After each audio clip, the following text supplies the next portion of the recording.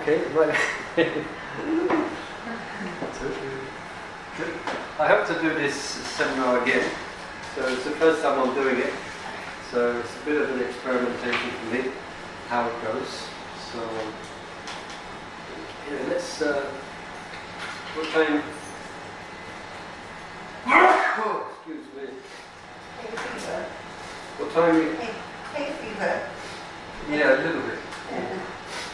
What time should we stop for the sharp lunch? It's good for you. What time you would like to do? Is there any particular... What's your name again? Savannah. Savannah. Do you have any particular good time? Say 1:30 to 2:30? 1:30. But then, when will we say our gratitude?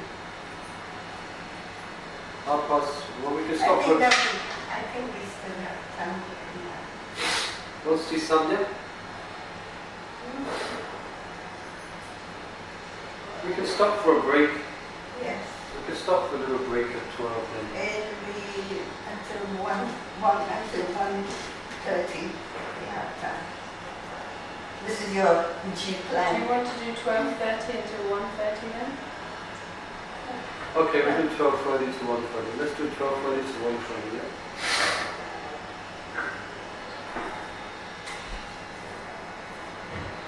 And thank you everyone for coming.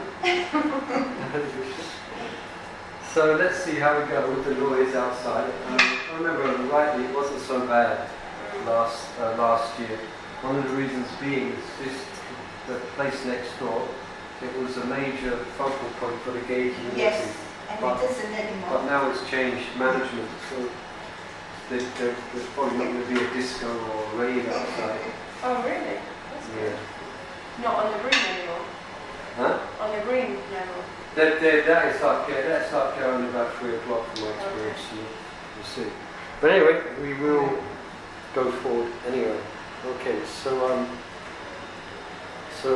I've been teaching Nectar of Devotion for Bhakti Sastri for a few years now, I think 3 or 4 years. And we do up to chapters 19, you know, for Bhakti Sastri. Have you done Bhakti Sastri? No, I haven't. You've done Bhakti Sastri? I'm currently doing it. You're currently doing it. So we will do that in September, I think. So there's always, so that's up from chapters 1 to 19 is Bhakti Sastri. So when we get to chapter 19, we always get the similar response from devotees. They want to continue. Okay. They want to continue because they're liking this stuff. They want to continue, but so we always promise. They always ask, please, can you do some more chapters? We want to continue with Nectar of Devotion. So based on that, I was also personally intrigued because from chapters 1 to 19, I had PowerPoint presentations. So I was intrigued to study in the same way then the chapters 19 onwards. Yeah? So my method of study, my personal study, when I study is I like to study as if I'm teaching. So what I study I put into a PowerPoint. So that's what I did for the whole of the Nectar of Devotion, chapters 19 onwards. I spent a few months, whatever time I had, using Nectar of Devotion, Rupa Goswami's, the Bhakti Rasamrita Sindhu, which Nectar of Devotion is a summary of that, and also Dhanadhar Swami, done a wonderful study of the Bhakti Rasamrita Sindhu Nectar of Devotion called Waves of Devotion, which makes it much easier to penetrate into the kind of technical aspects of the Nectar of Devotion. So that's why we're here today. That's why I'm here giving this presentation. So I'm presenting my own personal study, and based on devotees' enthusiasm to hear about chapters 19 onwards. This picture is Srila Prabhupada speaking on Nectar of Devotion in Vrindavan. He gave a series of lectures in Vrindavan, and you can find that online. There's about 12, perhaps 15 classes Prabhupada gives on the Nectar of Devotion. And this is a picture from those classes. Interestingly, right beside Rupa Goswami's Samadhi. You know? And Prabhupada himself, he finished the summary of Bhakti Rasamrita Sindhu, called the Nectar of Devotion, in 1969 in Vrindavan. He finished that, you know. So Nectar of Devotion has 51 chapters, okay, and Bhakti Rasamrita Sindhu means the ocean of devotion, the ocean of rasa, alright. So Rupa Goswami divides his Bhakti Rasamrita Sindhu into 4 oceans. The Eastern Ocean, the Southern Ocean, the Western Ocean, and the Northern Ocean. Right? It's very poetic, very beautiful how he's done that, you know. Now, chapters 1 to 19, let me be backtracking. Each ocean is divided into waves. Hare Krishna Guru. Hare Krishna. We have another participant as well. It's a bit crowded here, so it's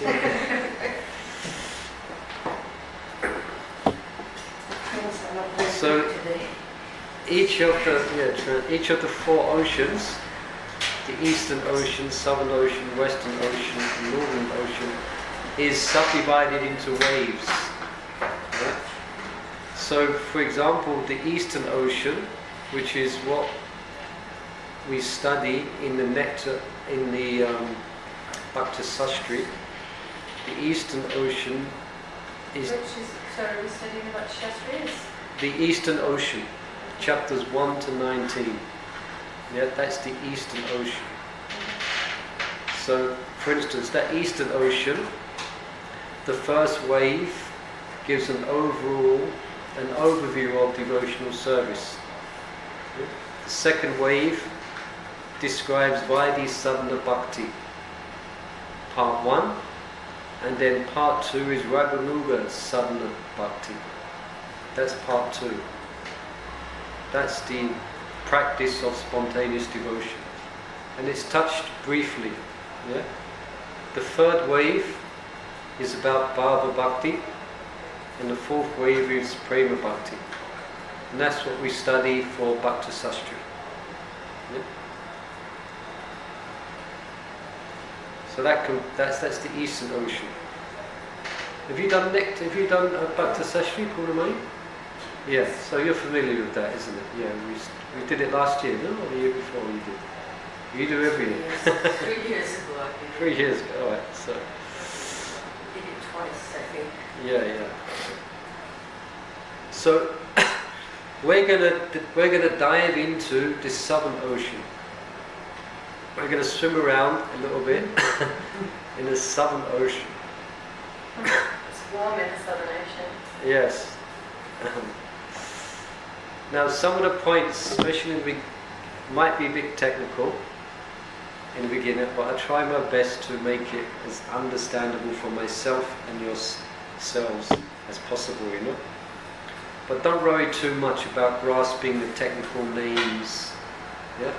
The main point of presenting this little seminar is a chance for us to hear and chant and remember directly about Krishna and his personality. That's what the Southern Ocean deals with. Krishna, his qualities, for example, we're discussing. Yeah? It's good to discuss directly about Krishna, because as devotees of Krishna, we should be able to, for instance, speak about Krishna's personality. You know?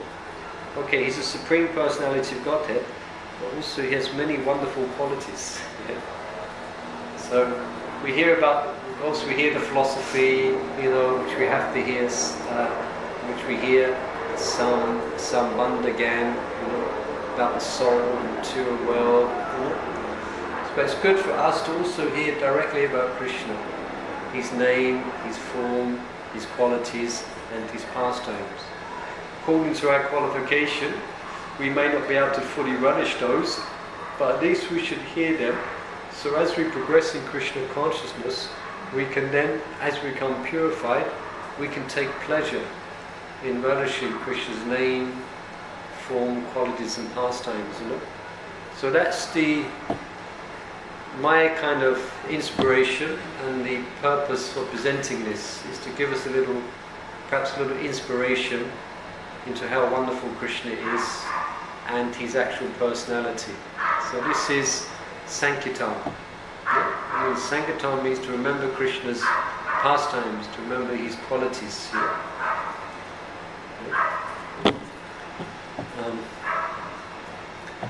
So the Southern Ocean, the first wave, remember each ocean is divided into waves, okay? So the first wave is called Vibhava. I'll explain what that means later, alright? So chapter 20 is Transcendental Mellow. I'll expand on these points. 21 is the qualities of Krishna. Rupa Goswami gives 64 qualities of Krishna.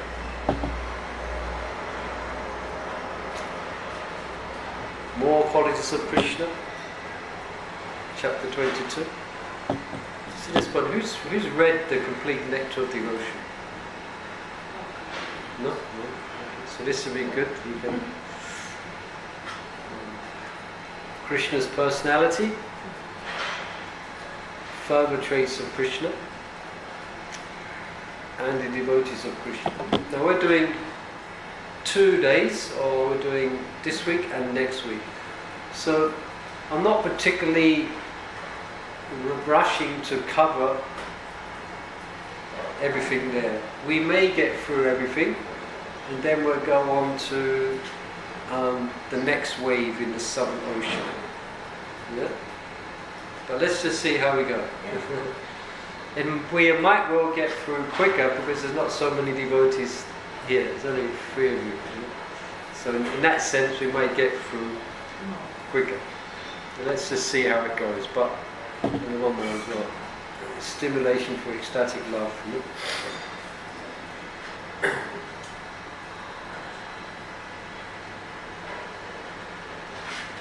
Did that help? You understand what we're doing? Yeah? Southern Ocean. We'll look at the Southern Ocean. Yeah.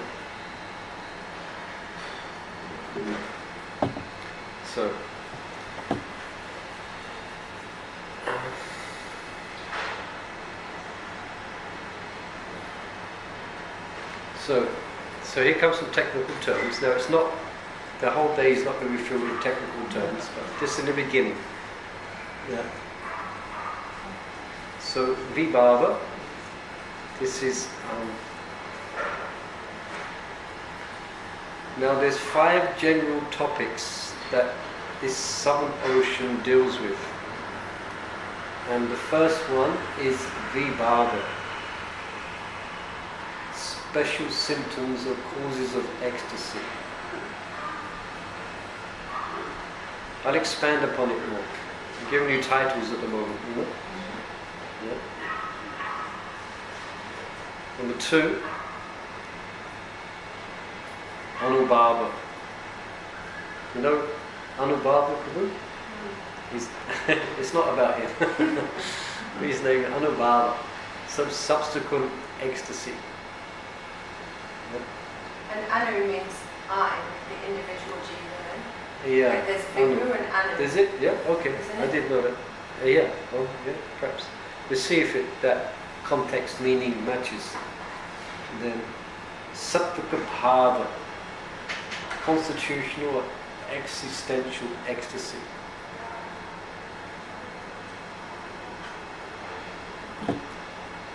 Vyapichari Bhava, aggressive ecstasy. Hopefully, after these 2 days, these will make a little bit more sense to you, what they mean. And Sthayi Bhav. This is the more common term you may hear spoken in class sometime. And you know what Sthayi Bhav means? Sthayi Bhav is one's permanent mood of ecstasy in relationship to Krishna. Like Mother Yasoda's Sthayi Bhav is Vatsalya Rasa. The Sthayi Bhav. Sthayi Bhav of Radharani is conjugal. The Sthayi Bhav. And that that bhava always remains the same, but it's spiked with these different symptoms to cause raising of emotion and feelings for Krishna. Okay? What explains all this with that? So stay bhava. It's easy to remember because it's in the word stay. Yeah, stay. That's the way it works. That's why most of it or continuous ecstasy. Okay? Now, we're now going to speak about vibhava. Yeah? Open that up a bit. So, vibhava. So that's what stimulates one's affection for Krishna. Is vibhava. It's something which stimulates to the point of it becoming really intense. So, So Srila Prabhupada, he summarizes the definition. The cause of relishing transcendental mellow. Exactly what we mean by vibhava. Now I'll give some examples. Now, vibhava has two subdivisions. Don't worry, it's not all going to be like this. So this vibhava, again is that which stimulates one's eternal affection. It stimulates one's eternal affection. So that's divided into two. So alambana is basic, Krishna and Krishna's devotees, and it's udipan. That Krishna's that impelling, udipan. You heard of this one, udipan. Krishna's flute, his footprints, his prashadam, etc. So vibhava, the cause is that causes the affection to Krishna to rise in the heart. So the cowherd boys may hear Krishna blowing his bugle, or they may see his footprints, or they may taste his mahaprasad, and that will cause a vibhava, it will cause a great love for Krishna. There's a story of Uddhava, I think, when he looked at the dark rain cloud, it caused a vibhava, then he remembered Krishna. Or some devotees, they see a peacock feather. And that's udipan, means it impels, it makes them think of Krishna. Yeah? So the vibhava. I understand udi to mean up. Like we say in yoga, udiyana bandha means the breath that goes up from the base to the throat. Yeah, up the. So it's two. So vibhava has two subdivisions. Now, alambana. Okay. Subject. So this has two divisions as well. You follow? So vibhava, alambana. So Vishayi means Krishna, who's the object of the devotee's love. Yeah? And what's the other word? Ashraya. You heard of these two words? Vishaya and Ashraya. So Krishna is the object of affection. Where the affection resides is in his devotees. That's Ashraya. They are the abode of love for the object Krishna. Alright? Devotees are the Ashraya. They're the shelter of love for Krishna. Yeah? Vishaya and Ashraya. So the word Vishaya literally means the object is there. Ashraya means the shelter, where love of Godhead resides in the devotees. Yeah? Sometimes it's translated as reservoir. Yeah? You follow so far? This is. So in other words, Ashraya is the lover, Vishaya is the beloved. Okay?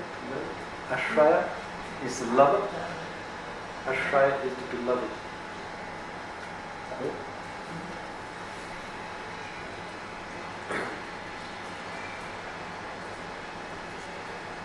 Should we go through that again? You okay? You got it? Yeah. It's good.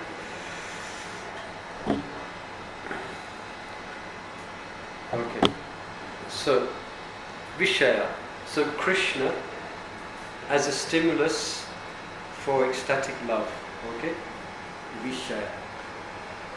That's Krishna. So Krishna has different ages, although he's Nava-Yovanam, but at different ages as he progresses in Bhoma Vrindavan up to the age of Nava-Yovana. So these different ages will stimulate in different devotees in love in different ways. Yeah? So Rupa Goswami, he mentions Anya Rupa.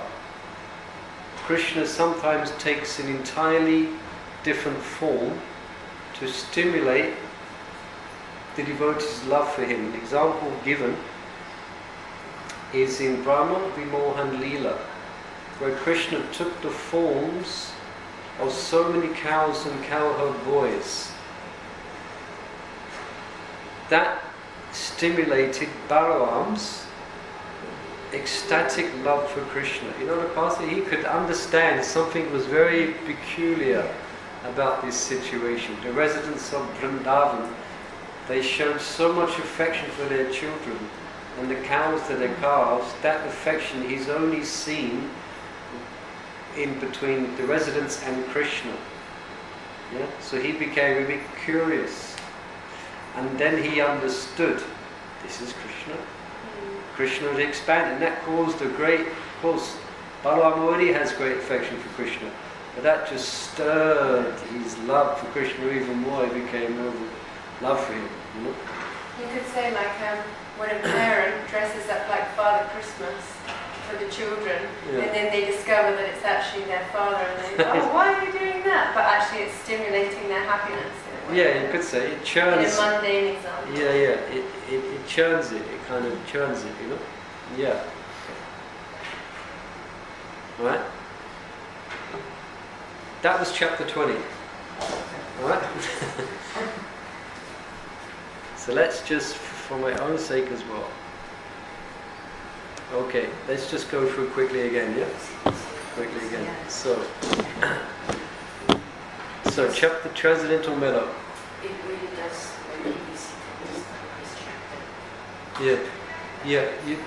Yeah. This is, yeah. Those bullet points are The points I'm presenting is really based on Dhanodar Swami. He's really broke it down and puts it in a systematic way, you know. So it's no credit for myself. My own study, I've more or less copied and pasted Dhanodar Swami's explanation. So, the 5 we'll be studying, the 5 general topics.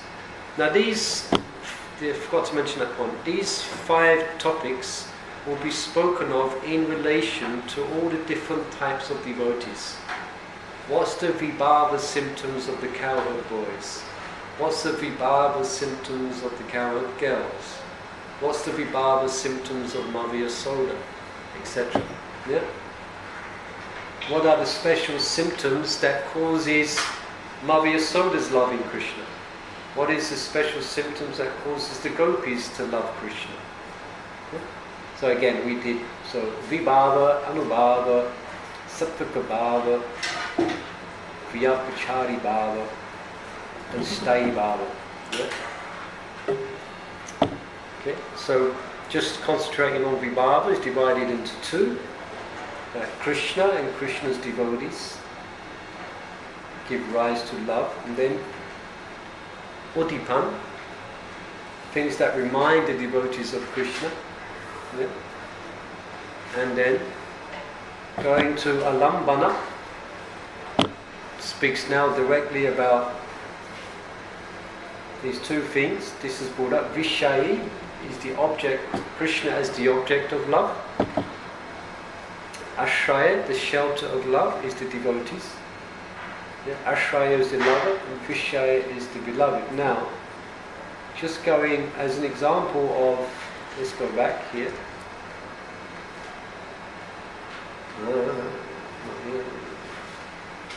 Okay, we're looking at Vibhava now. Okay, did that. Now, the next chapter,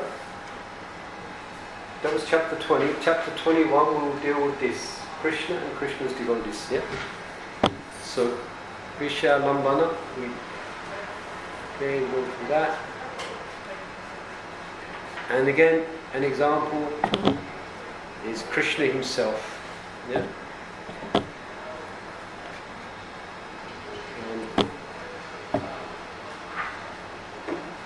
So now, so at the end of chapter 20 described where Krishna takes an entirely different form.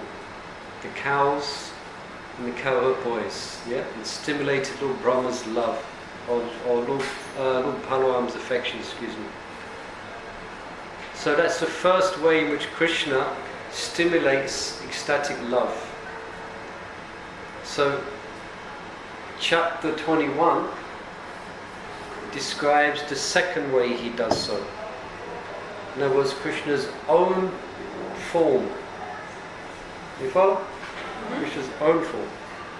So, avrita rupa, covered or disguised.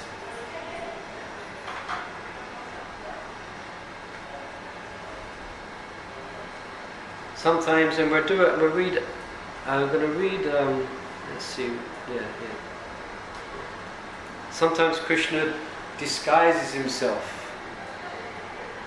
as a boatman, isn't it? Yeah. Mm-hmm. And we'll read one story little story from Venu Gita in a minute about that. Yeah? So Swarupa has two divisions. One is covered or disguised, and fully manifest. Yeah? Anya-rupa is completely different expansion of Krishna. He expands himself. So Krishna as Mohini, for example. Yeah. That's Anya-rupa. No, that's Anya-rupa. Okay. This is Krishna himself, who's dressed up. Okay, yeah. You know? And because the internal energy, the Yogamaya potency, even though you have so much love for Krishna, sometimes the cowherd girls, they don't recognize Krishna at first. Krishna's in such a disguise, you know?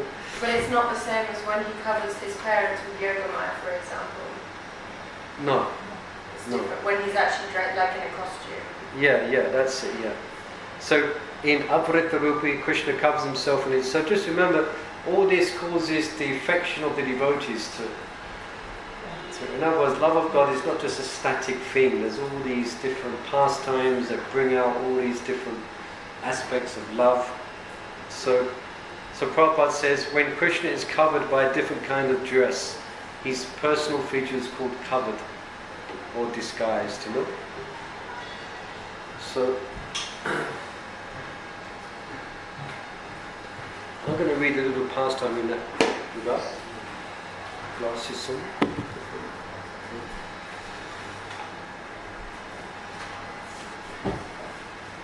Do you want to hear what pastime in that regard? Yes. You sure?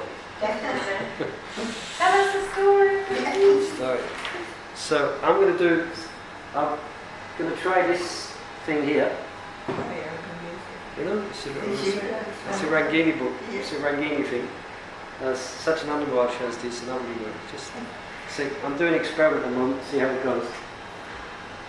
Can I close the window for a minute? While you read? Yes. Okay.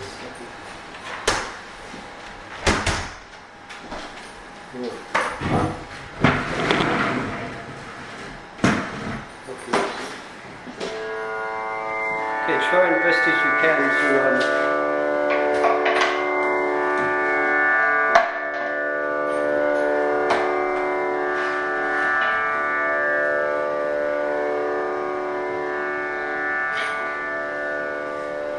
try if you want. You could try.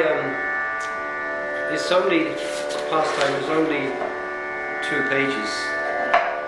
So if you want, you can try and aid your meditation or this pastime, you can close your eyes if you want.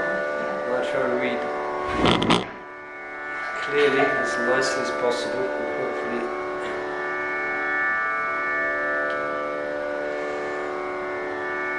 with a great desire to relish the transcendental mellows of Govinda's remembrance, Radharani stopped at Rajgat.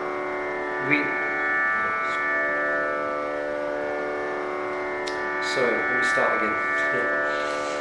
I'll do a precursor. So this chapter is speaking about the Yamuna River. Okay, so hear of the gopis in chanting pastimes with Sri Krishna, Yamuna Devi overflooded with bhava. When they departed to their villages, Yamuna Devi felt great separation from the gopis and surged up her banks, flooding the low-lying fields. Upon Yogamaya's indication, she returned to her shores and began to flow once again, her charming dark waters all the more mysterious in the reddish glow of the setting sun. With a great desire to relish the transcendental mellows of Govinda's remembrance, she stopped once again at Rajgat, recalling how Biharilal, disguised as a boatman, brought an aged vessel to this place to gain the audience of his beloved gopis. Once, Radhika and her Sakhis took their ghee and yogurt to the market in Mathura. Just the thought of a princess walking many miles to sell a pot of yogurt must be highly suspicious to anyone not under the sway of Sri Krishna's internal potency. But then, what creature has such freedom when Govinda himself is completely captivated by her? As they approached the Yamuna, the gopis were delighted to see a boat conveniently waiting to take them to the other side. Pulling her cloud blue veil over her beautiful face, King Vrishabhanu's daughter sent a young maidservant to arrange the fare with the boatman. Although difficult to appease, the boatman, who possessed a very attractive blue complexion and invoked many feelings of happiness among the Gopigan, finally agreed on the fair price to carry them to the other shore. However, when all the gopis were properly seated, he made it known that his boat would not accede to the journey without first being purified by the water from a Rajvasi's feet. The gopis were first incredulous that a boat could communicate. Then they were outraged at his unreasonable demands, and finally they were discouraged at the indifference of the boatman.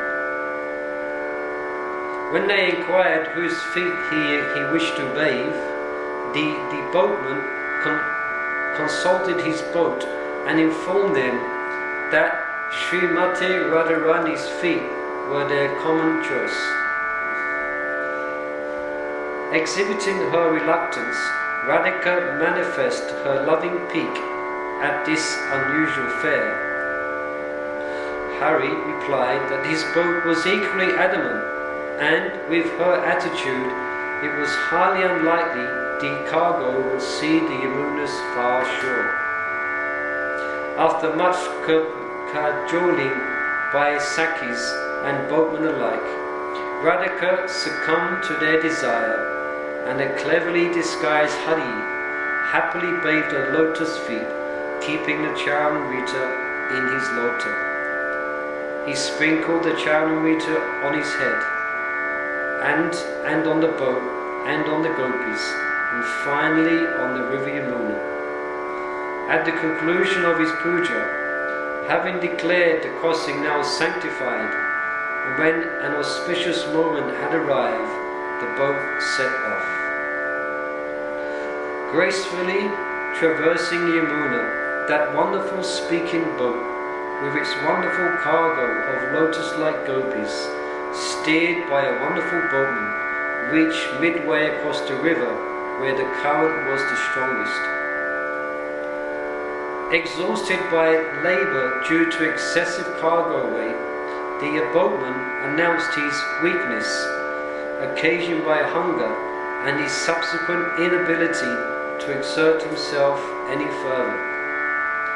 Despite entreaties, prayers and threats, he refused to labour any more without eating a portion of the milk products in the gopis' possession.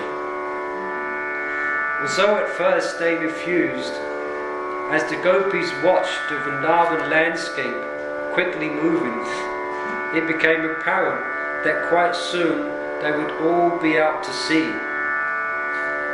As they offered their pots of ghee, yogurt and cream to the boatman, he consumed them one after the other, throwing the empty containers overboard. The gopis, surprised, crossed into the realms of disbelief when, after heartedly belching, the boatman reclined in the bow of the boat, bloated and unable to move. Rubbing his stomach in satisfaction, he lay down immediately and immediately fell asleep. While attempting to keep order among the alarmed gopis, Radharani instructed a Saki to investigate what was amiss with the reluctant boatman. Examining him closely in his inebriated stupor, that gopi began to shriek in happiness and excitedly produced Sri Krishna's flute from under his boatman's clothing and revealed his true identity. Pondering the many wonderful pastimes that took place on her shores and in her waters, Yamuna Devi smiled in happiness through her resplendent lotuses and waited eagerly for nightfall when Sri Krishna and the gopis would arrive at Govindaghat to dance the Maharas and celebrate their nocturnal festival of bliss. Very sweet, huh? Very nice. Krishna, I like when Krishna does a big belch. Anyway, so that's like it reminds. There's a really beautiful picture. I can't remember where it is. I've seen it somewhere of Krishna in this gorgeous longboat. yeah, And he's lying there like that, and Radharani's lying on him. I should get that picture up. That picture. I should put that picture up actually next so time. nice. So I'll just take a note of that.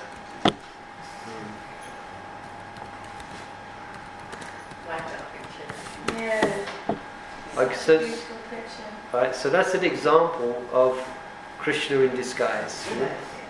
And there's many pastimes where Krishna disguises himself. You know? So he's actually the boatman in that. Yeah. Naughty So this is known as Prakat Rupa, so Krishna as he is. So Krishna's, but then we have Prakat Rupa. That's where Krishna is undisguised. Yeah, and it stimulates the devotee's affection. Yeah. So one devotee. So we're not going to. Is this okay to play this? Yes, lovely. Each time I quote, you can. The sound.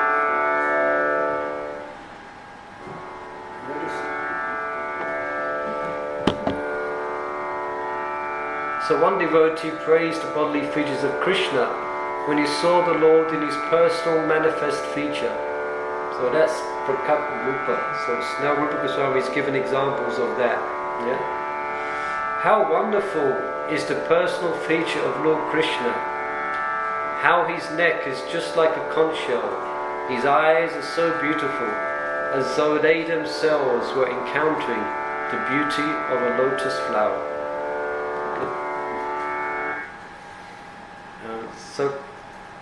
So then Rupa Goswami, he then furthers this topic by speaking 64 qualities of Krishna. So this is the second wave. This is these qualities cause vibhava. And what's vibhava? Attraction. It stimulates affection for Krishna. So he gives these 64 qualities.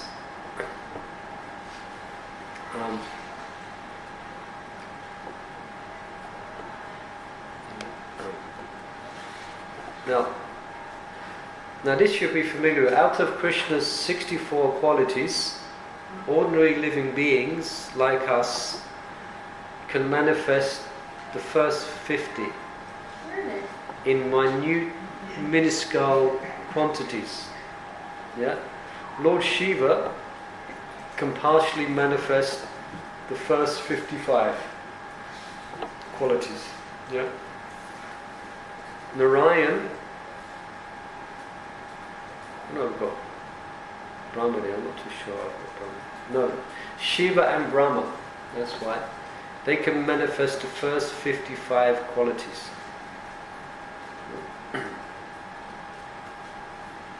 And Narayan, the first 60. Yeah? Anyone's familiar with, anyone's read through these qualities of Krishna in the Nectar of Devotion? You're familiar? I did yesterday. That's great. Now, only Krishna can possess any of these 64 qualities in full, to an infinite extent, unlimited. Yeah? In fullness, as deep as the oceans. That's Krishna. Yeah? So moreover, Krishna possesses 4 unique qualities not found anywhere else. I think we might be familiar with those. What are those? I can only read these out, but it's like he performs wonderful varieties. Pastimes, yeah, sure. Yeah, you read it there. He's surrounded by devotees, endowed with wonderful love of Godhead. Yeah. He can attract all living entities all over the universes by playing his flute. Yeah. And he has wonderful excellence of beauty. Beauty, yeah. So that's known as. Okay.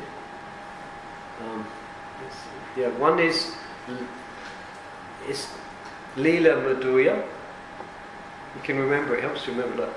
Leela Madhurya, he's unique sweet pastimes, yeah, not found in Narayan.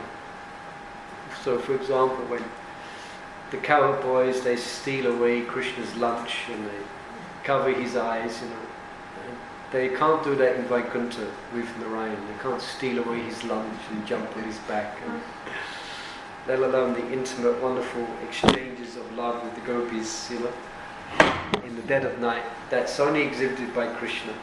So, Leela Madhurya, yes. I was thinking for a long time I didn't understand that Krishna is always in Vrindavan, but he's also in Dwarka. But then somebody said to me, it's like his heart's always there, and I realised it's like I grew up in the countryside, and so to me I always remember nice pastimes when I was a child in the countryside, and then when you go there you remember how nice it is. And so there's always, you say there's like always a part of you there, but then you come to the city and you do your business, or it's like if a person's commuting for work, actually their heart is still at home in the countryside with their family. Yeah, that's a nice description. Yeah, it's good. Yeah, it's like Krishna, he expands himself as Dwarka Krishna, but he himself never leaves Vrindavan. Yeah, he's in there in a bhava form. When he so-called leaves, he's still very much there. Yeah, that's a good example. That's it. Yeah. So, Leela Madhurya, unique pastimes. Prema Madhurya, unique sweet devotees, relishing, like we're describing now. Like we tell that little Leela, Krishna disguised as a boatman. Venu Madhurya, Krishna's sweet, attractive flute, and Rupa Madhurya. His beauty, yeah. So Leela, Prema, Venu, and Rupa, yeah. Leela Madhurya, Prema Madhurya, Venu Madhurya, and Rupa Madhurya, yeah. So these These exclusively possessed by Krishna and no one else. Right? Leela, Prema, Venu and Madhura. Yeah. No, Leela, Prema, Venu and Rupa. Leela, pastimes, beautiful, sweet, spontaneous love. Prema, his flute playing, attractive flute, and his beautiful form, his sweet beauty.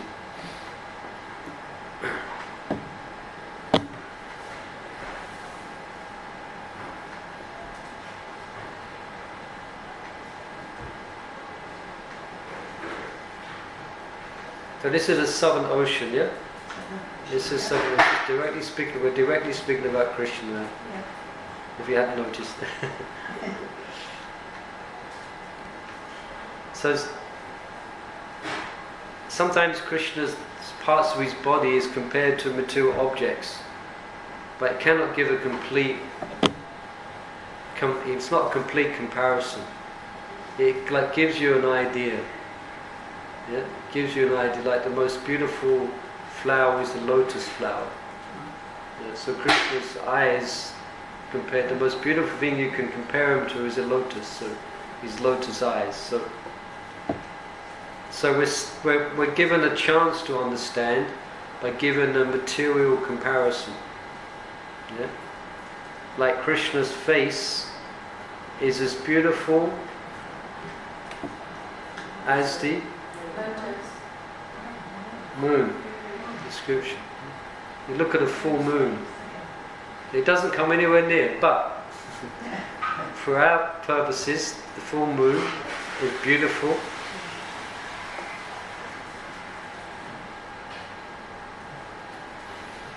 So his face is beautiful like the moon. His thighs are powerful. What's the powerful? Something think very powerful thighs. Very Tree trunk, isn't it? Trunks of the name. a tree what? Tree trunk. Trunk is Trunk. correct. Elephant's trunk. Yeah. Elephant. Just powerful, like the trunks of an elephant. I pulled up a picture of an elephant here.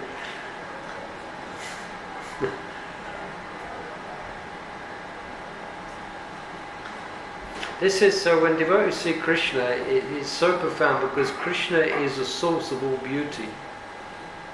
So the original source of everything. When devotees, when Krishna reveals himself, it strikes them like they're looking at a moon. It strikes them, they're looking powerful. He's very powerful, very sweet, but extremely powerful. So his arms, for devotion, his arms are just like pillars. I always find it funny that they describe Krishna's arms as coming down to his knees. Yeah. Because I can't imagine my arms coming down to my knees. It seems like they would be quite too long. But that's a description of that. Lord Chaitanya also, there's a word for that, where someone's, it's not actually, it doesn't look odd, it looks quite divine, you know, long arms, you know, like Lord Chaitanya had long arms down to his knees, you know, it's not at all odd looking, you know. So then his palms are expanded like, give you a clue, lotus, yeah.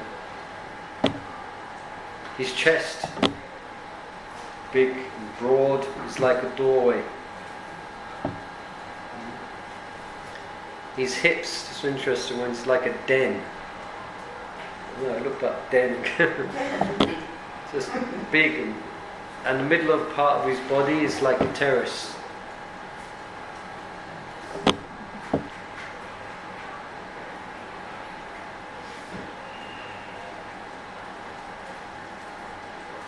Now, so that's beautiful bodily features. This is the first one that Rupa Goswami gives. Beautiful bodily features, you know.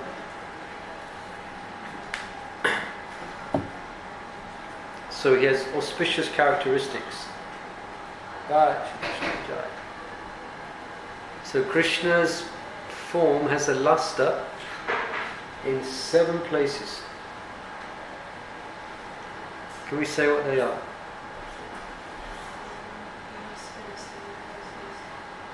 is a red luster. His cheeks. Eyes. His eyes, yes. And His eyes. his hands. And Oh, you're just looking. You should and lips. his eyes, palms of his hand, And then the soles of his feet, his palate, His palate. the inside of his mouth, palate, his lips, his tongue, himself, and his nails.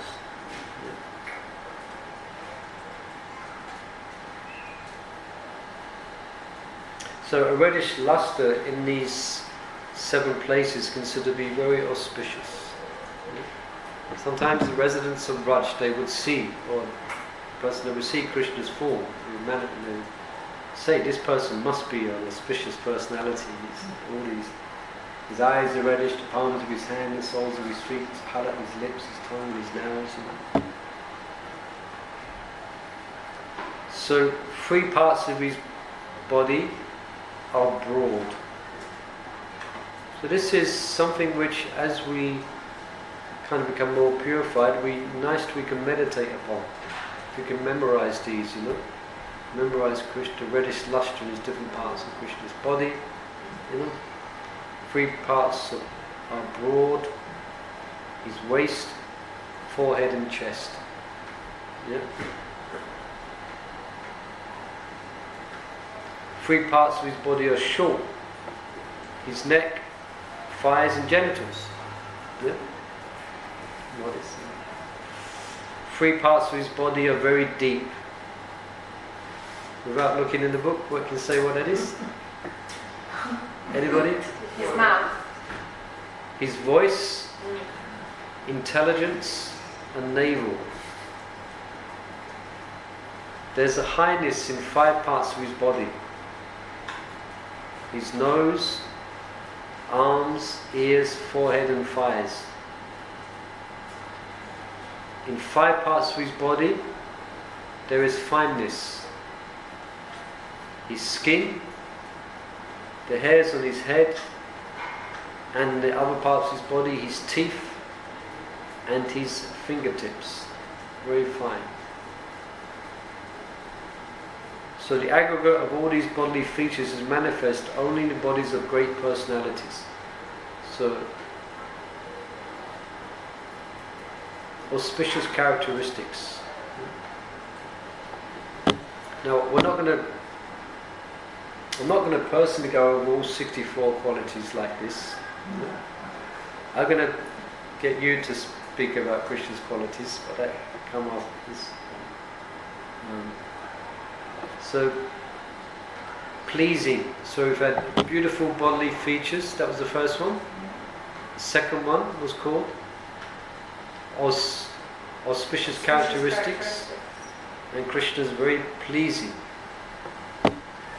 So beautiful bodily features which attract the eyes is called pleasing, or ruchira. It's pleasing.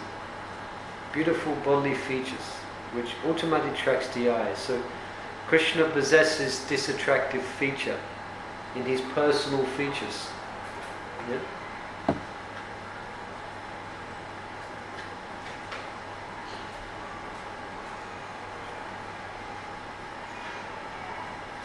So there's a quote here. The Supreme Personality of Godhead, in his pleasing dress. Is this too loud? Appeared, so try and picture the scene. He appeared at the scene of the sacrificial arena when King Yudhisthira was performing the Rajasuya sacrifice. So he appeared there. All the important personalities from different parts of the universe had been invited to the sacrificial arena, and all of them, upon beholding Krishna there, considered that the Creator had ended all of his craftsmanship in the creation of the particular body of Krishna. Okay? So picture the scene.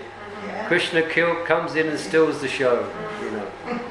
But they think the creator, Krishna is the creator, but they think this is what we are seeing here, this is the perfection of the creator, this form we are seeing. Everyone was just stunned when he walked into the, you know. In that sense, you can get an idea where, you know, everyone's trying to be God, no? Everyone's thinking they're going to walk in, they're going to stun everyone, and they're going to, you know. But Krishna, the same type of description is given when he walked into Mathura. You know, he walked in like a Yamuna place, which he does. Walked in, all the ladies went to the tops of the palaces to get a glance of him. So similar. You had a point? Yeah, but it's funny because in that pastime still, you know, they have a big fight about who actually should win, who should the Rajasura be dedicated to.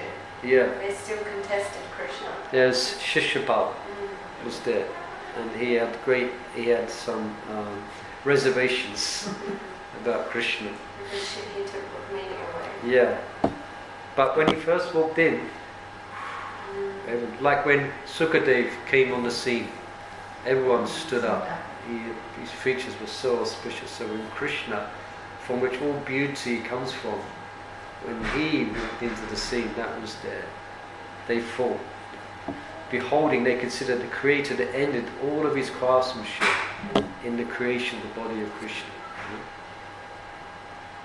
So it's said that the transcendental body of Krishna resembles the lotus flower in 8 parts. Okay? Let's see if we can get these. So, the lotus flower, 8 parts of Krishna's body is compared to a lotus flower. Okay, anyone can say? Or have it? What's that, spirit? 8 parts is compared to a lotus flower. His name. Huh? His name. Yeah, his face, let's put him up. His face is compared to a lotus flower. So again, just remember that the lotus is the closest you can get to trying to appreciate Krishna's beauty. The Prabhupada said about the lotus is that just by looking at the lotus, one could be free from anxiety. It's so beautiful. When we was in New Vrindavan, there's a lotus lake there. Unfortunately, it wasn't the season for lotuses. But in the right time, if you go to the right time of the year, Where is that? New Vrindavan, it's in the front of the palace, Prabhupada's palace. Oh, New Vrindavan. Okay. New Vrindavan, Yeah. West Virginia, Yeah, USA. Yeah. There's just a stand. The first time I've seen lotuses, they come out of the water that much, you know. But they have it at New Town as well, lotuses. Yeah, I've never seen them. Yeah, I have. I've seen lilies there, but never lotuses. There's a difference between a lily and a lotus. That little pond there? Yeah, I think they're lilies. Oh, there. Lotus comes out of the water that much. They come out of the water that much. About 2 foot for sometimes like So that. these are lilies. I can see them. I have. Anyway, Krishna's face is compared to a lotus. Lotus eyes. Lotus hands. Lotus navel. And his 2 lotus feet.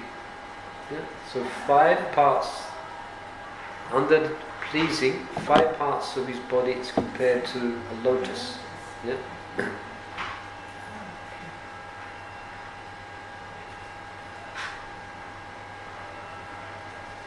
The gopis and inhabitants of Vrindavan used to see the luster of lotus flowers everywhere and could hardly withdraw their eyes from such a vision. It reminded them of Krishna.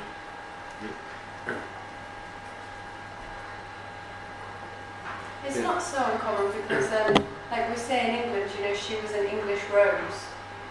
Yeah. It's not such a dissimilar description. Yeah, it's good to describe certain beauty of a flower, you know. So,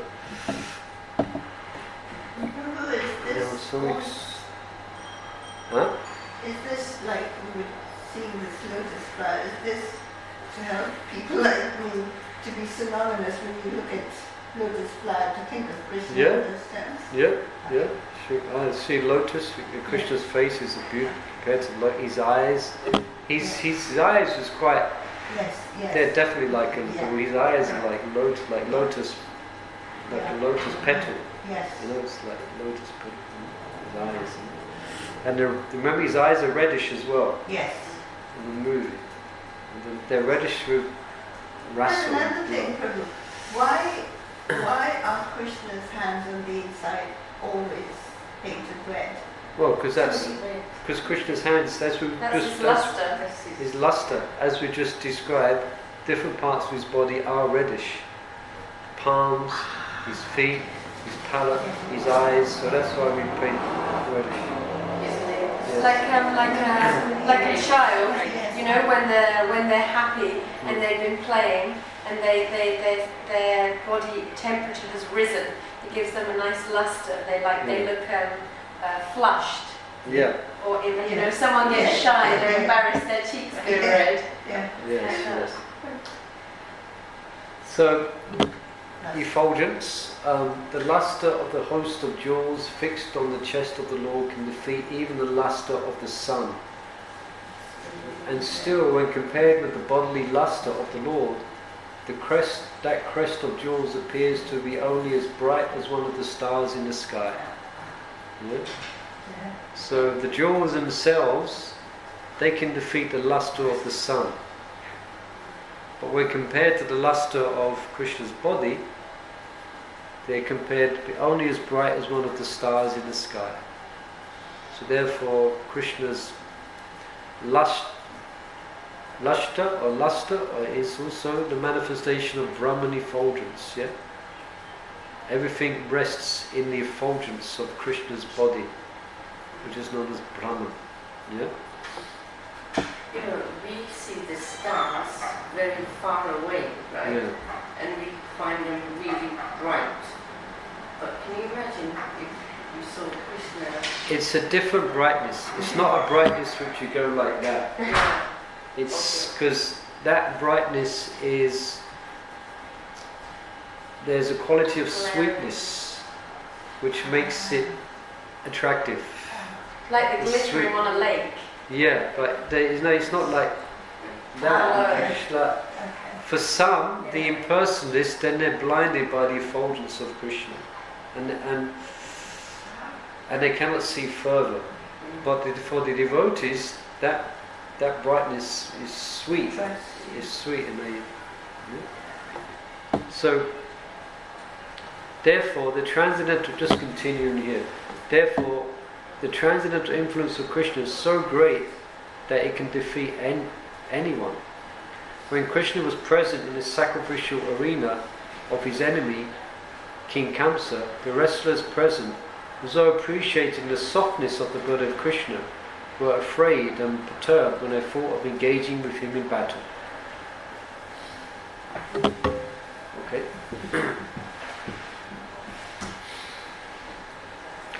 Okay, so we're not going to have time to go over all 64 qualities. But what I was going to do is, I think planning perhaps more people would attend, is give out all these cards. But we have the cards here, and on these cards is the 64 qualities of Krishna. Yep. So I'm just going to remove the first ones we just discussed. We discussed this yet, beautiful bodily features, auspicious characteristics, very pleasing, ruchira, and effulgent. Okay? So now I'm going to, everyone's had to shuffle cards.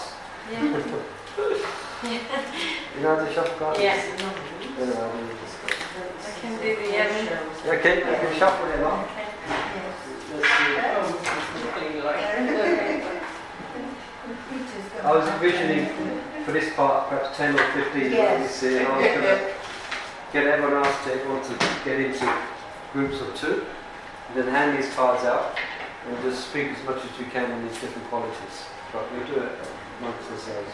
So we have an ex-card player here. Long time since I played cards now. They're too heavy. Yeah, that is it.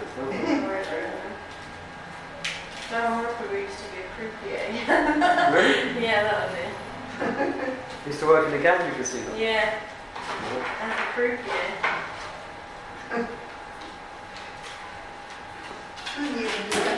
personality at some point.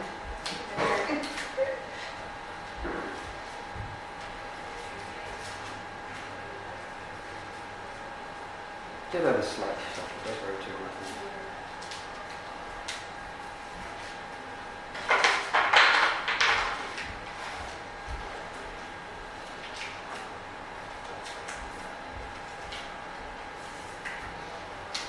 These are very nice colours. Yeah, obviously, but we can keep this in mind for other seminars if you want. So, let's go again. So, let's just hand them out. Let's just give 2 to everyone.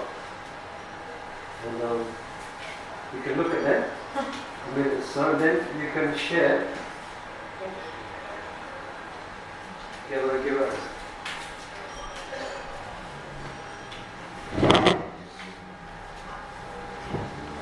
Okay, you have a few seconds to prepare. Okay, so Mother Bironi, is it? How do you pronounce your name? Bryony, excuse me. Okay, Bryony. So you can, which quality do you have there first? Gentle. Gentle, okay, so tell us something about Krishna's being gentle. He's, I guess that would be soft, but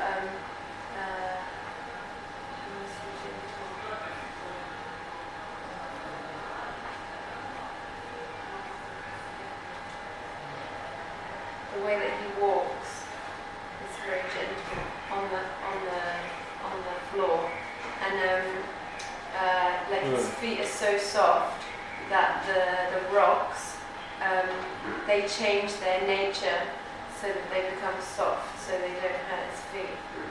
Yes. Or would that be too much softness? No, that's nice. That's nice. But I like how he walks. Yeah. Okay. Anyone else can add something to that? Is Krishna's gentle? Yeah, perhaps just. It's the first time I'm doing this, so I'll just experiment a bit. Let's see what is said here. Any person who neither becomes impudent nor exhibits puffed up nature is called gentle. Yeah. So the example given of Krishna's gentle behavior when he was again coming to the Rajasuya sacrifice arranged by Yudhisthira, Krishna's older cousin. Maharaj Yudhisthira knew that Krishna was the Supreme Personality of Godhead, and when he was attempting to get down from his chariot to receive Krishna, but before Yudhisthira could get down, Lord Krishna got down from his own chariot and immediately fell at the feet of the king. Even though Krishna is the Supreme Personality of Godhead, he never forgets to show social etiquette in his dealings. So, again, any person who neither becomes impudent nor exhibits puffed up nature is called gentle. So, the story that Krishna got off of his own chariot and bowed down to Maharaj Yudhisthira, as though he's the Supreme Personality of Godhead. So, Rupa Goswami gives that example of gentle. Yes. The way that he treats Sudama when he comes to visit him, and he only has this small chipped rice, and Krishna takes him and he takes his feet and he washes and massages his feet. Yes. Krishna very gentle. So similar. Krishna's Supreme Lord, this Brahmana comes and he serves this Brahmana. So, Kunamayi, which one of your cards do you have? Respectful. So, what comes to mind if Krishna is being respectful? Respect your elders, spiritual master, and anyone who teaches you. But think of Krishna, if you was to give an example of Krishna directly as being respectful, what pastime can you think of that? He was respectful to his own spiritual master. Yes, Sandipani Muni, very respectful. Yeah. Let's see what's. But even, like Bhishma and Drona, he gave everyone respect to his elders, didn't he? And you got it exactly right. A person who shows adequate respect to a spiritual master, a Brahmana, and an old person is said to be understood as being respectful. So, Krishna has these qualities in infinite depth, like an ocean. Yeah. So just the first one we just described was gentle. But he's also, as being gentle, he's very respectful. When a superior person is assembled before Krishna, Krishna first of all offered all respect to his spiritual master, then to his father, then to his elder brother Balaram. In this way, Lord Krishna, the Lotus Eyes, was completely happy and pure at heart in all of his dealings. Yeah? So he's gentle and he's respectful. Yeah? He's respectful, someone who's respectful, it's an endearing quality. No? It endears you to them. I had a nice experience, me and Sri Kavachi, when we did a long drive. We came over from Ireland, from Dublin to Holyhead, then we drove all the way through Wales, you know.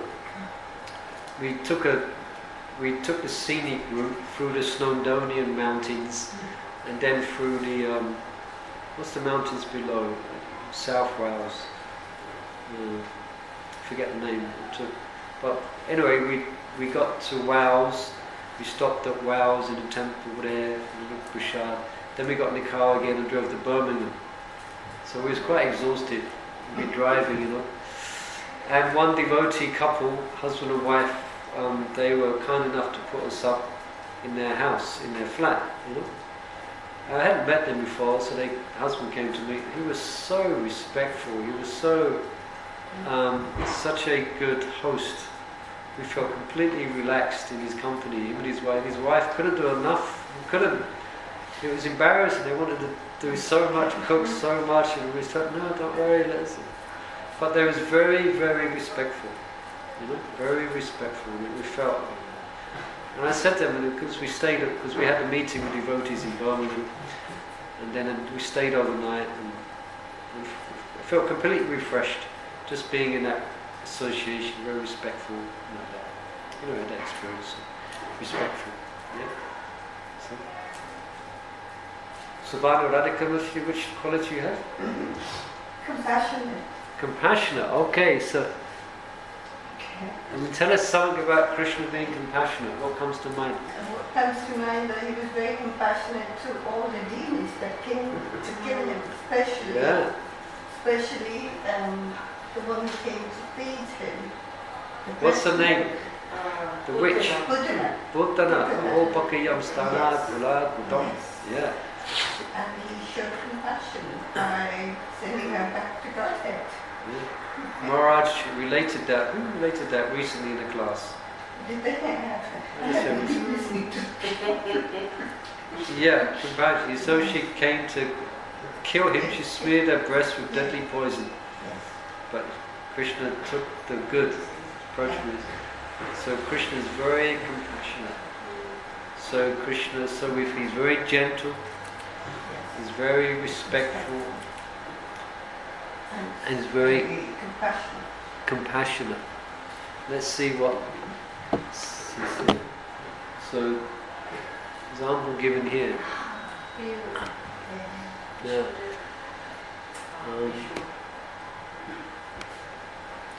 A person who is unable to bear another's distress, they can't bear it, it's called compassionate. Krishna's compassion for distressed persons was exhibited when he released all the kings imprisoned by Magadhendra. So this king had imprisoned, or this ruler had imprisoned thousands of kings, you know. I think he was going to offer them in sacrifice to Lord Shiva, offer their heads. Also, while dying, grandfather Bhishma prayed to Krishna and described him as a sun which eradicates darkness. The kings imprisoned by Magadhendra were put into dark cells. When Krishna appeared there, the darkness immediately disappeared, just as the sun had arisen.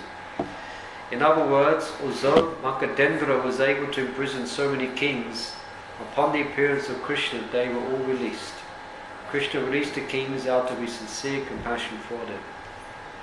So, Krishna's compassion, I couldn't find a picture of that, but I found a picture of Bhishma. So, Krishna's compassion was also exhibited when grandfather Bhishma was lying on the bed of arrows which had been shot through his body. while lying in this position, Bhishma was very anxious to see Krishna, and Krishna appeared there. Upon seeing the pitiable condition of Bhishma, Krishna began speaking with tears in his eyes. They're not false tears. Krishna is really seeing Bhishma. Not only was he shedding tears, but he also forgot himself in compassion. Therefore, instead of offering obeisances to Krishna, nice spot. There's some very, what's the compassionate, let's say, how do we approach Krishna? What's the best way to approach Krishna? Humility. Huh? With humility. Through who? Radharani, yeah. So Prabhupada gives this example, he mentions about compassion. Therefore, instead of offering obeisances to Krishna directly, devotees offer obeisances to his compassionate nature. Actually, because Krishna is the Supreme Personality of Godhead, it is very difficult to approach him.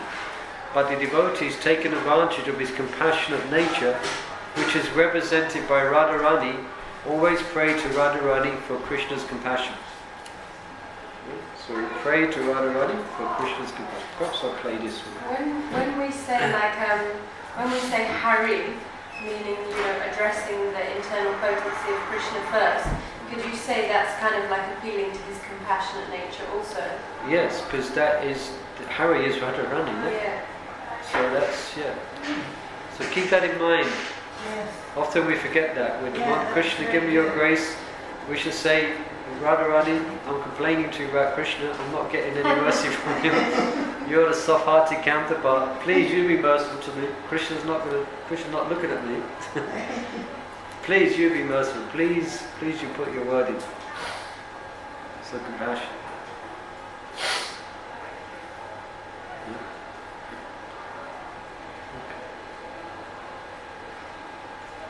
Brian Mataji, and the next one you have there? Number 12, highly intelligent.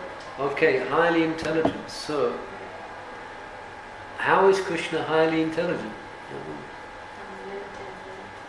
Can you think about it for a couple of minutes?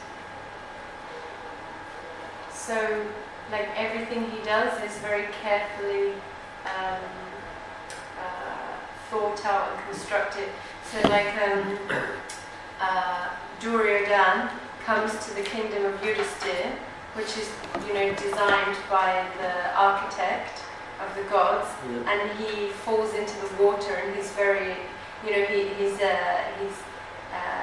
dishonored, and the queens all laugh at him, and Yudhisthira is trying to calm them down, and Krishna says, no, let them laugh, and because Duryodhana is so angry with this, and he's been shamed, then he has a grudge against the Pandavas, and so then this starts the war between the Pandavas and the Kauravas. But when I first read that, I was thinking, wow, like this whole thing is completely arranged by Krishna and his intellect. But we're so limited, we think, oh, war is bad, but it's to lighten the burden of Kshatriya demon kings. So it's Krishna's intelligent planning. That's a nice to say. Krishna's very intelligent. He's so foreseeing that at first he just let the laughing continue. Because he knew Duryodhana would be raging for revenge, help to stir things up, Dishonor is worse than death for the Kshatriya. So let's...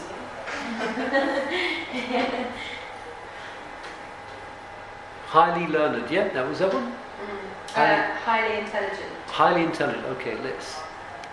Like I see that as like a chess game, it's like the kings and everything, it's all very intelligent. Oh yeah, and that example, that was a good example. So, someone is called intelligent if they have sharp memory and fine discretion. So it's difficult to try and build up these qualities of Krishna. If you can hold within your heart and memory what have we described so far? Compassion, beautiful bodily features, compassionate, respectful, gentle. So now we're adding more. So he's also highly intelligent. So Krishna's also got, someone who has sharp memory and fine discretion. They're considered to be intelligent. As far as Krishna's memory is concerned, actually, why are these pictures there? Let me just check. Oh, that's there. As far as Krishna's memory is concerned, it's said when he was studying in the school of Sandipani Muni in Avantapura, he showed sharp memory. Isn't it? Just by hearing something once, then he remembered it. Yeah? Became perfect in any subject.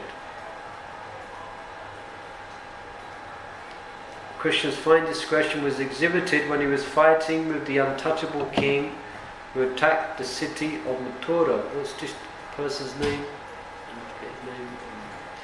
According to Vedic rites, those who are untouchable are not to be touched by the Kshatriya kings. Kalavayana.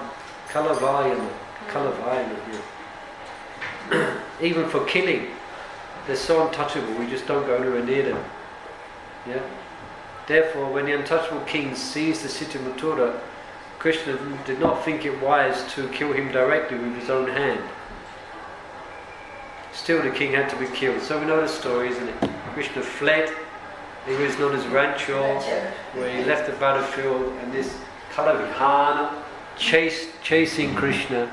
Krishna ran into a cave where Muchukunda, where Muchukunda was sleeping, having received a benediction from Kartikeya, the demigods, because he was fighting on their behalf.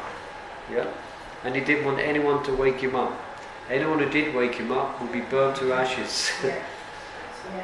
So then Krishna ran into the cave. He ran into the cave, and he stood hiding to one side. Kalavyana running, saw Muchukunda, for his Krishna, and booted him. Muchukunda woke up and burned him to ashes. Just left his shoes smoking. Burned him. And so Krishna, that's an example given of Krishna being highly intelligent, how to dispose of this untouchable king. I don't want to even kill him with my own hands, you know. So highly intelligent. Yeah. Yes, Kurumai, you have your second one? All honorable. Okay. You can say something about that. Krishna's all honorable. I thought Krishna and Arjuna, you know, when he was saying you can either have my Sena or myself to fight, and then Arjuna actually picked him, and then on the battlefield, when Krishna came off the chariot to kill Bhishma, Arjuna stopped him, and Krishna actually listened to him. Is that possible? I don't know. Krishna listened to? Arjuna. Stop fighting, you know, don't fight him, honor your word that you are not going to fight. Yeah. And he listened to him. Yeah, that's a wonderful pastime that. It was, it's like exchange of love on the battlefield, yeah? Yes. Grandfather Bhishma has come to them forcing Krishna to break his word. Yeah. But then Arjuna gave chase to Krishna, and he was forced to obey to Arjuna's, don't break your word. And let's see what's here. All honourable. Yes. Oh, this here. This is when he asked him to show his true Universal Yeah, the picture is not as the picture. I couldn't find a picture for this, so I just put this one up. But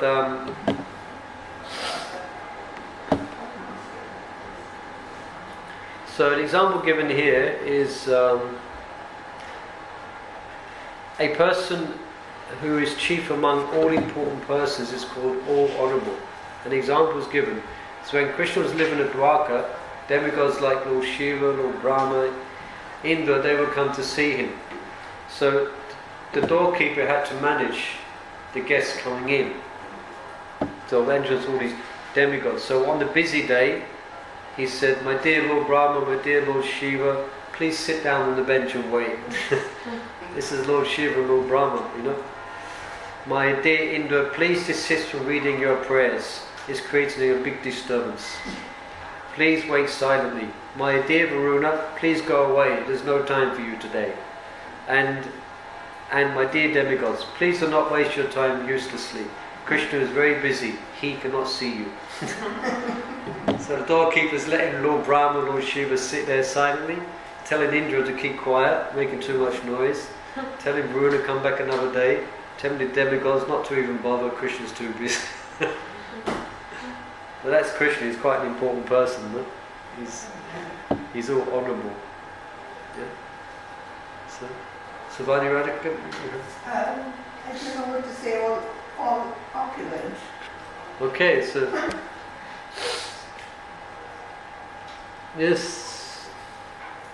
It's similar to what we just described. Huh? It says it all in that one word, all opulent. Yeah, but you need to expand it for us a bit more. Just kind of what? Strength, wealth, fame, beauty, knowledge. Yeah, let's say something about how is Krishna all. What did you have there? All honourable. It just is. Which one do you have again? It's all opulent, 48. But why is he? Just give us a why is he? He must be. Why is he opulent? Because he's got everything. Because he's got everything. He's the source of everything. Yes, that's it. Source of everything. He's got everything. Yes. He's got 16,108 wives and he perfectly maintains them in their houses effortlessly. Yeah. None of them are complaining. Yeah. Well, I mean, most people can't maintain one household, let alone 1,000, 10,000, 16,000. Think of the palaces. Each one had a palace. Yeah, all opulent. And so many children. How much opulence in those palaces? Yeah. 16,000. Yeah. Just the descriptions of the palaces themselves, Yeah. like all the walls were inlaid with jewels and everything was silk and lace. Here's a description here. Perhaps I'll use this. Okay, next. "My dear Lord, what can I say about the opulence of your Vrindavan? Simply the ornaments on the legs of the damsels of Vrindavan are more than Chintamani, and their dresses are as good as the heavenly Parijata flowers, and the cows exactly resemble the Sarabi cows in a transcendental abode. Therefore, your opulence is just like an ocean that no one can measure." Okay. So Krishna's opulence is the 6: strength, wealth, fame, beauty, knowledge and renunciation. So when Krishna was in Dwarka, his family consisted of 560 million members. His family, just in Dwarka, yeah? And all of these family members were obviously all completely devoted and obedient and faithful to Krishna. So there was 900,000 palatial buildings to house all the people, 900,000. And everyone in them respected Krishna as most worshipable. Devotees were astonished to see the opulence of Krishna. Yeah. And that verse we just read was from Bilbamangala Thakur, speaks this one, yeah? So Krishna is all opulent. So I think you've all done 2 there, yeah? Yeah? What time are we going to stop? 12:30, isn't it? Yeah, we could just stop for the 12:30 we can stop for an hour. No, for Cross. Gayatri. For the Gayatri, then we can have a lunch break at 1:30, not 3. No, 12:30 is... It's okay, you okay for lunch? 12:30 to 1:30? Yeah. Yeah. Because you wasn't here when we discussed it. We're taking a break anyway. Anyway, we'll stop at 12:30. Is that okay? So, the idea, what we're doing here, if you notice, is the idea is you're thinking about Krishna's pastimes. So I'll end up hand some more cards out and just to use our intelligent mind to think about Krishna. You know, that's what Krishna conscious is about. This is being conscious of Krishna. We have to think about Krishna. It's good to know some of the qualities of Krishna, his personality. And it means you can meditate. It helps you to meditate upon Krishna. You know. So. Can you just say the numbers that you have the cards? What were the numbers? The numbers on the cards? Yeah. Yeah, you can just say. Perhaps the numbers on your cards? 48. Which was opulent, right? Yes. 33 and 49. Which one was 33? 33 respectful. 32 is compassionate. 32 is compassion. Yeah. 48 all opulent. Yeah. And 49 all honourable. The idea what I was, if there was like,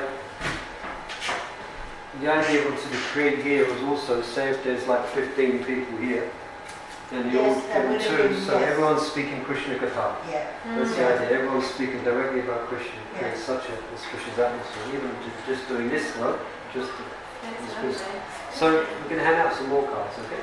Number 2 each. We go to our past, showing the qualities of Krishna. So, Shining the nectar. shining the nectar of Krishna. I'm just going to randomly pull out 2. I'm not looking. So you can do that. Okay, let's do that. So you can see. You know, I was thinking just even understanding some of the opulences of Krishna gives us a better understanding of the text. Like Jan Thakur gave that class the other day where he said, you know, the common question of, oh, I don't agree with the phrase, women are less intelligent. But when you read chapter 10 of the Bhagavad Gita, and Krishna says of women, and fine speech, memory, fame, intelligence. Yes. Yeah. So actually it's, you know, that one comment taken out of context is completely neither here nor there. So in relationship to what we're discussing now? Yeah, I was just because I was thinking, like the last card that I got was highly intelligent. Okay, So yeah. I'm just thinking about, you know, we're conditioned to it be attached to a word, even though that word has no specific meaning until it's in context. Yeah, yeah. And then according to our understanding, we project onto that word. Yeah. But that word intelligent can be, in this context, we're discussing Krishna's opulence. Yeah, yeah. And then Krishna says, of women, intelligence is an opulence, and it comes from him anyway. And it's a feminine quality. Yeah. Yeah. Yeah. That's important. Yeah. Yes. Okay, who wants to go first? You can go first. Okay. Number 35, liberal. Okay, well you can begin and I'd find it up here. Liberal, so remember to build if you can. Some persons may have one quality in a small degree in the material world, yeah? But they haven't got all these qualities. So Krishna's got all these qualities to an infinite degree. So again you have there, liberal. Okay, so what would you say Krishna's liberal? Okay, I've got it here. I mean, liberal, what I understood from the scriptures means like broad-minded. Like it's described that Srimati Radharani is very liberal. And when I read it up, it means that she's broad-minded, she's open-minded, she's willing to accept, you know, people as they are and things as they are. So that's nice. That's good, isn't it? Liberal. Yeah. Another word where Radharani accepted the isn't it? She was very liberal in giving compassion to a jackal. You know the story? A jackal was being attacked by some young boys, and they had run into a rabbit hole for protection. And the young boys then started a fire in front of this hole. And this jackal was crying. And Radharani heard it. She said, "No one, who is crying in Vrindavan?" You know? So she went, and the boys ran, and she took the jackal and she gave it shelter. became, achieved. So that's compared sometimes to the spiritual master. He comes to, he's very liberal. So let's see what. Yeah. So Krishna is liberal. There's a picture here. Let's see. Any person who is by his natural behavior is very mild. It's called liberal. So they're very mild, they're very liberal. And a statement by Uddhava, after the Shamantakajal plundered, confirms that Krishna is so kind and favourable that if a servitor is accused even of great offences, Krishna does not take it into consideration. He simply considers the service that is rendered by his devotees. Yeah? So very liberal. Reminds us of the verse from Bhagavad Gita, Apichet Sugadacharo Bhajate Mananyabak Sato Eva Samantavya Samyak Vayashato Isha. That even if one commits the most abominable activities, who is engaged in devotional service, he is considered to be saintly, because he is properly situated in his determination. So Krishna is very liberal. Okay. So Kurumai, you have Highly learned. highly learned. Highly learned. No, 11. Oh, 11. No, great, good.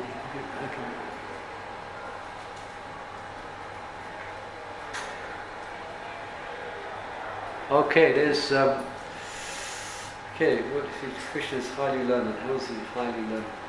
We have that the example given we have already mentioned this morning, but can think otherwise other than that.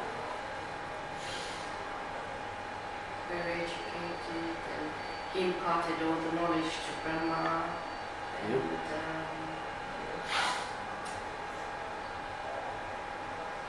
Give it here. like in the beginning, everyone was highly learned in that time. The Manus, they knew what they were doing. Yeah. Like they were just empowered by him. I don't know. Yeah, well, all knowledge comes from Krishna. No? All learning comes from Krishna. Yeah. They were all learned. Yeah. Highly learned. Krishna, let's see what. Now this you sample, yeah? We mentioned this already, yeah? So, when a person is highly educated and acts strictly on moral principles, so highly educated, acts strictly on moral principles, he is called highly learned. A person conversant in different departments of knowledge is called educated, and because he acts on moral principles, he is called morally stout. Together, these two factors constitute learning. Okay, so examples given is someone who's educated and acts on moral principles. They're called learned. So Krishna's receiving education from Sandipani Muni is described by Narada Muni as follows.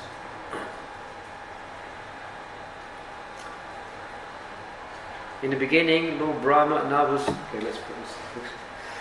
I'm just experimenting. It's nice. It's really nice. I think the volume is a bit loud there.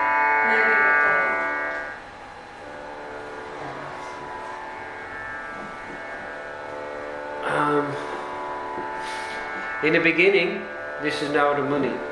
Lord Brahma and others are like clouds of evaporated water from the great ocean of Krishna.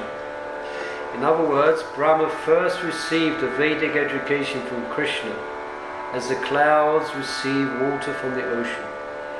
That Vedic educational instruction, which was spoken by Brahma to the world, was then reposed upon the mountain of Sandipani Muni. Sandipani Muni's instructions to Krishna are like the reservoir of water on the mountain, which flows as a river and goes again to mix with the source, the ocean of Krishna.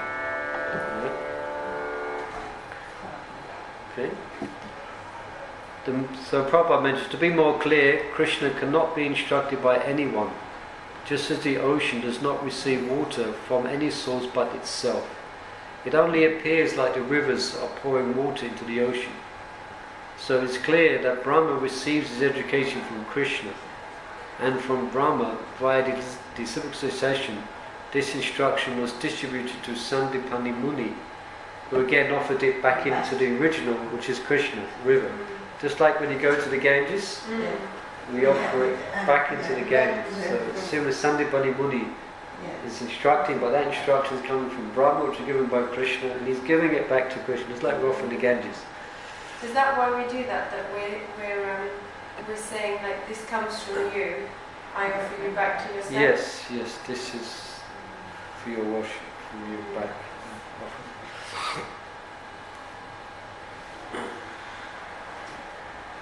Let's see. There's more here, but we will.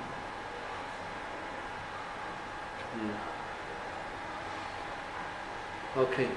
Savani, what do you have? It's 51 and it's changeless. Changeless. Okay, that one. Krishna is not affected by kala, time. Yeah. So he's not bound by like the humans to give up his body and change to another, take shelter of another body. Yeah, that's perfect. I'm sure that's the example given. Yeah, he's changeless. Very nice. Yeah, Krishna is changeless. Nava Yovana. Yeah? I'm just trying to fish it out from here. Very useful. I think I missed it. All famous, powerful. Changes. It doesn't affect counts you children.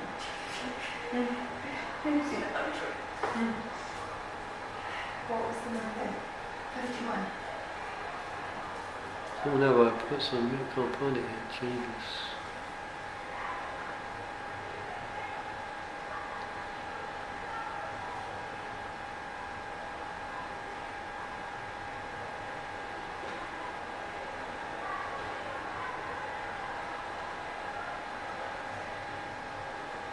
I think it comes later.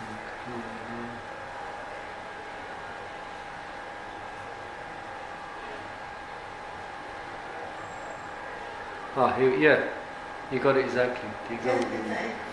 Yeah, there you go. Cycle of birth and death. Yeah. Krishna doesn't change his constitutional position, not even when he appears in this material world. And the example is given. We change our bodies. Yeah, Krishna, and it goes on to expand on that. So Krishna has changed us. Yeah. Imagine that Krishna has always been there. Krishna always will be there. And same Krishna says in Bhagavad Gita, "Na tam eva tatunasam, na tam nema janadipa, nachevana bhavishyamah sarvayam taparam."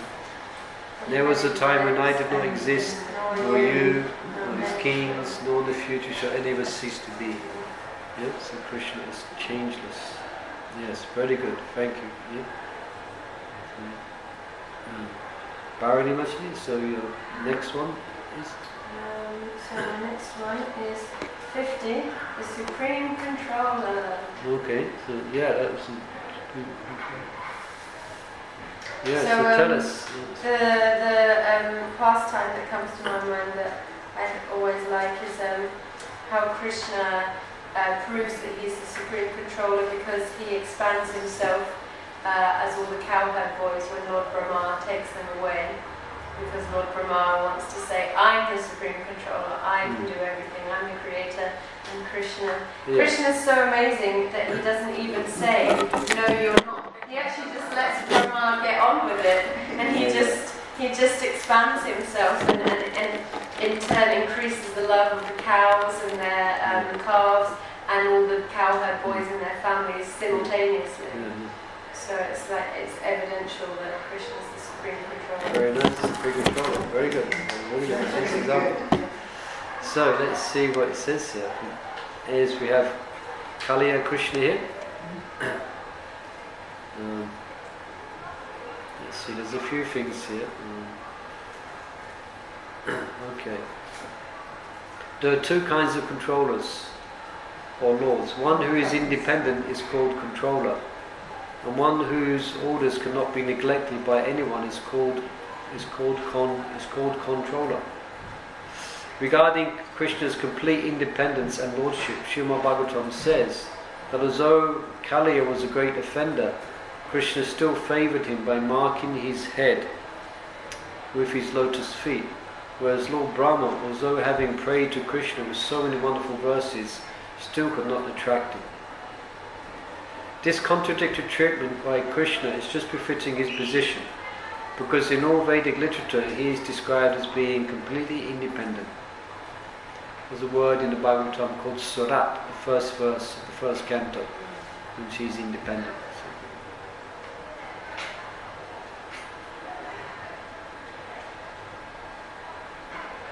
Yeah. Okay, let's read this verse.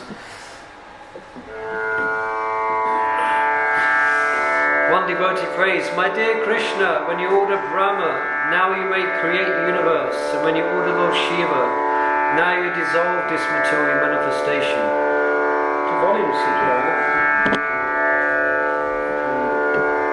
You are in this way creating and dissolving material creation yourself, simply by your orders and by your partial representation of Vishnu. You are maintaining the universes. In this way, O Krishna, enemy of Kamsa, there are so many Brahmas and Shivas who are simply carrying out your orders.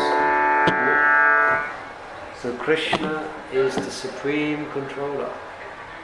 Okay, Kunamai, which we have. All cognizant. All cognizant. Okay, I've got this. Yeah, it's interesting. I'll put this picture up, see if you can link it with this picture.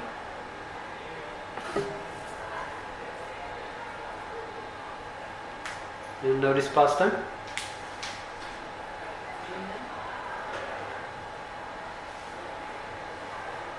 What's going on? There's a pot. Isn't this They're in a when, simple hut. Krishna's. Oh, is this Sudama and his wife? No. No.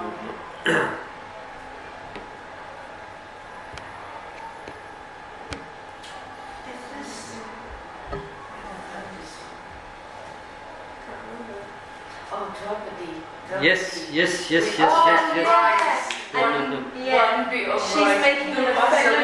She's making an offence because she cooked a feast, and she says that who is it? I can't remember who it was, but he's at the feast. He's a Brahmin, and he mixes everything up, and he eats it all in one, and she thinks that he's very uneducated. No, wrong pastime. This is that Go to my eaten. All the Pandavas and Draupadi, everyone has eaten, and there was nothing. There was one grain left, and she hadn't washed out the pot. But in the meantime, Durvasa Muni comes, and he says he's going to go and have a bath and come back and have a meal. And there was once that pot, everything's eaten. They can't. They can't reproduce anything. And then. Oh, doesn't Krishna? It's like a mental thing with Krishna. Krishna knew it. So Krishna came, and she was very much stressed out. There's nothing left in the pot, which there's nothing left to cook. And if they don't cook, if the Vasa is not pleased, they can get cursed by the Vasa. So Krishna, being all cognizant, he appeared on the scene. He said, "Give me that pot." And he ate that grape, and then all the Vasa and all the disciples, they felt. They felt bloated and they felt embarrassed that if we go, then we won't be able to eat. So better we just leave. So that's the example given Krishna, all cognizant. This was that pastime was given as an example of how people who are disciples of people like Jayapatak Maharaj or Radhanath Swami Maharaj, how they don't feel that they're not having a relationship with him, because they might not be able to have such a personal relationship with emails and things, but when he feels something, simultaneously his disciples can get that same feeling. Yeah, the same way. Prabhupada disciples will experience that. Yes. Yeah. So you could say it's interesting correlation.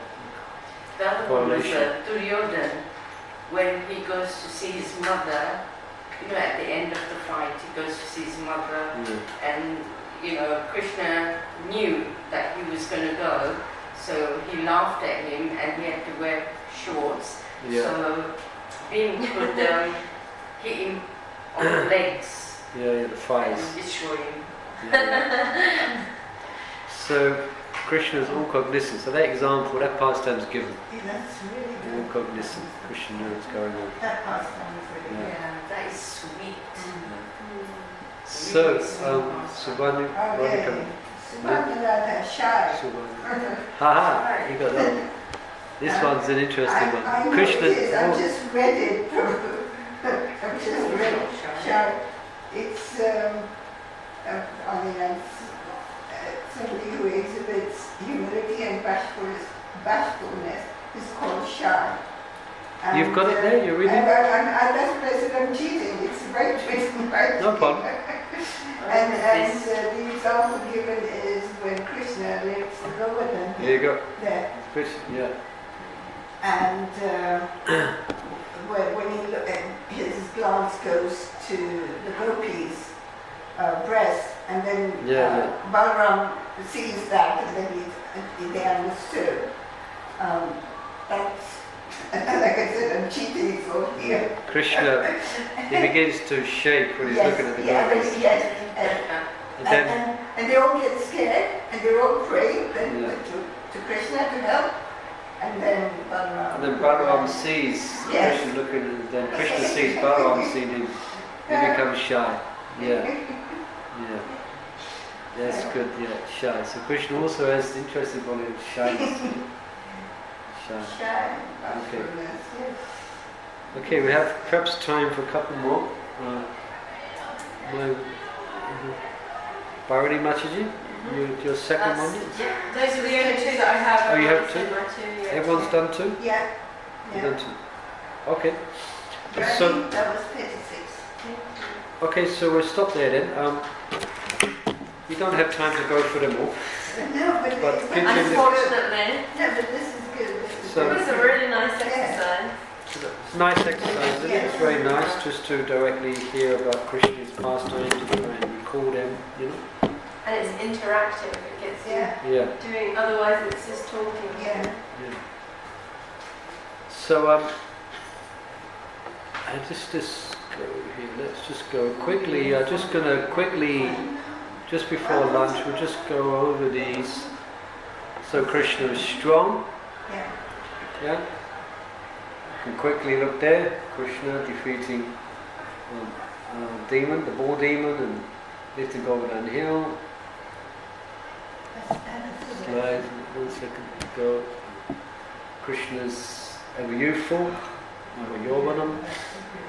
He's a wonderful linguist. He can speak the language of the cows, the monkeys. He can speak Sanskrit of the demigods. He can speak, speak to everyone. He's truthful. When he went to Jarasandha, he was a Kshatriya. But he disguised himself as Brahmana. And Jarasandha said, "So what are you doing?" So then Krishna told the truth. Yeah, actually, I'm Krishna. Krishna's truthful. Krishna's fluent. This is a picture describing when Krishna is, in a very fluent way, speaking very nicely to convince Nanda Maharaj not to worship Govardhan Hill. He spoke such fluent, beautiful words that mesmerized everyone, Highly learned, we discussed that one. Sandipani Muni. Pleasing talker. There's a nice way he speaks where he says to Kaliya, "Please don't be angry at me. I did this for your benefit." So you to cease your bad activities. Highly intelligent, we discussed that one. Genius, interesting. Genius, I can't remember, let's just have a quick look. Some genius. Yeah, genius when he can refute. This is okay, I read this one. What number is that? This is number, I don't know actually. Okay, let's talk.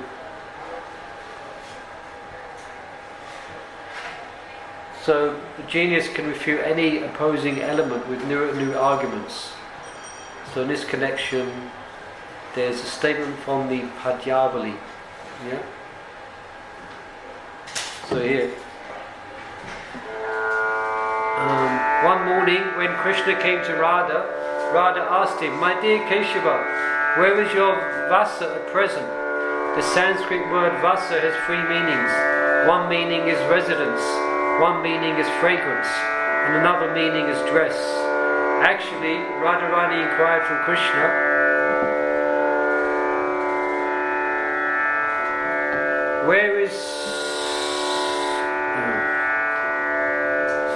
is your dress? But Krishna took the meaning as residence, and he replied to Radharani, "My dear captivated one, at the present moment my residence is in your beautiful eyes." To this Radharani replied, "My dear cunning boy, I did not ask about your residence, I inquired about your dress." Krishna then took the meaning of vasa as fragrance and said, "My dear fortunate one, I have just assumed this fragrance in order to be associated with your body." Radharani again inquired from Krishna, "Where did you pass the night?" The exact Sanskrit word used in this connection was Yamina Yamushita. Yaminya means at night and Usita means pass.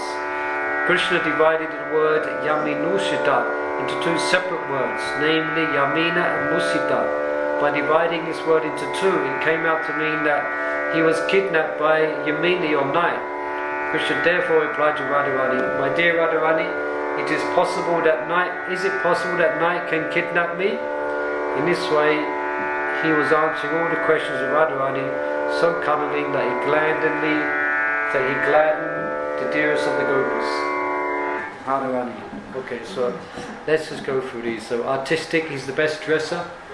He's artistically dressed and he's very clever. He composed nice songs. He's sitting with different kinds of living entities, different ways. He's very grateful. Example given there, he was grateful to Draupadi and then the Shamtaka, very expert, very determined, expert judge of time and circumstance, beautiful full moon, beautiful, the most elevated persons in the world. Now it's time for rasa dance. Expert.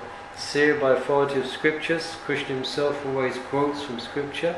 Learned sages say, he mentions Bhagavad Gita, Krishna is pure, self-controlled, steadfast, forbearing, forgiving, grave, self-satisfied, possesses equilibrium, magnanimous, religious, heroic, compassionate, respectful, gentle, liberal, shy, protects surrendered souls, happy, well-wisher of devotees, controlled by love, all auspicious, most powerful, all famous, popular, partial to devotees, very attractive to all women, all worshipful, all opulent, all honourable, supreme controller, changeless, all cognizant, ever fresh, Satchidananda, possessing all mystic perfections, inconceivable potencies.